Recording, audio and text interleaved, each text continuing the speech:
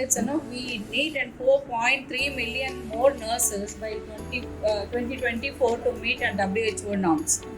Okay, so according to the Global Health Security Index in 2021, India ranked 66th out of 195 countries, and nurses are the one who shoulder the maximum burden during such emergencies. Patient safety concerns, untimely escalations, and high risk of acquired infections, inconsistent shifts, and non-cooperative patients. So these are the main problem and which we face and in our nursing field, especially in clinical. So this is the burning issue which is there and it's okay in our field. So now addition for issues and faced as a nursing head is attrition issues. In statistics, about 35% in 2022, and the training issues like a constant upskilling of junior nursing staff who's changing the guidelines, and poor working conditions, infrastructure shortcomings, and delay in policy reforms, lack of recognition. Okay, hierarchical work and environment leads to lack of recognition among nurses. Okay, so I hope this, and anyway there is no explanation for it because and it's an everyday issues which and we face. The nurses workflow per patient actually can about 11% of communicating with the patients and caregiver, and 14% in monitoring vitals, and medicine administration we spend about 9%, and charting communicating vitals are 25%. That's the main documentation. So it's NABH and everything, and it's when we come across the documentation is more in our life. Indirect patient care and administrative activities about 12%. So you can see the time limits. Here on average of 39% of nurses time is spent on monitoring vitals, charting vitals, and communicating those vitals to the clinicians. So per patient, how much time and we take for the vitals? At least the minimum 5 minutes.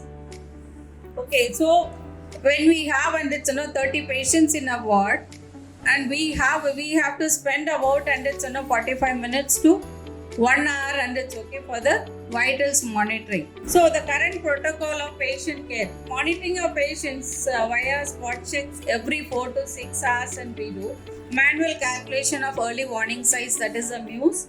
Hard to identify patients' deterioration early. So a lot of arrest which happens in the ward because of the lack of monitoring the patients. Delayed intervention or transfer to ICU. So at the last moment, because and as per the MUSE, it is there already with us, but it is nobody checks it accurately and sincerely they don't do it. The previous shift and whatever, and it's the score which is written and they just write and go. They don't escalate to us. Okay, because we have a lot of newcomers in the field, and the seniors do not have time and for all this because they don't go and monitor also. Because of delay in monitoring, lot of patients getting arrested in the ward, and very late delay shifting to the ICU, and the mortality happens over there. So the deterioration of patients in the general wards, see the statistic stays like 90% are unmonitored, and 73% are under who die in the hospital without and shifting them to the critical care unit. That means in the wards, the patients die and about 73%. How do we improve the patient care with the current challenges in infrastructure? So we have got a solution with the Dozee company. See, there is a sheet which is under the mattress, which you can see the sensor sheet. So that records our vibration, body vibrations, and the sounds like an heart and breath sounds and everything. And it is they have a technology which they have made it as, and it's to measure all the vital signs with a contactless.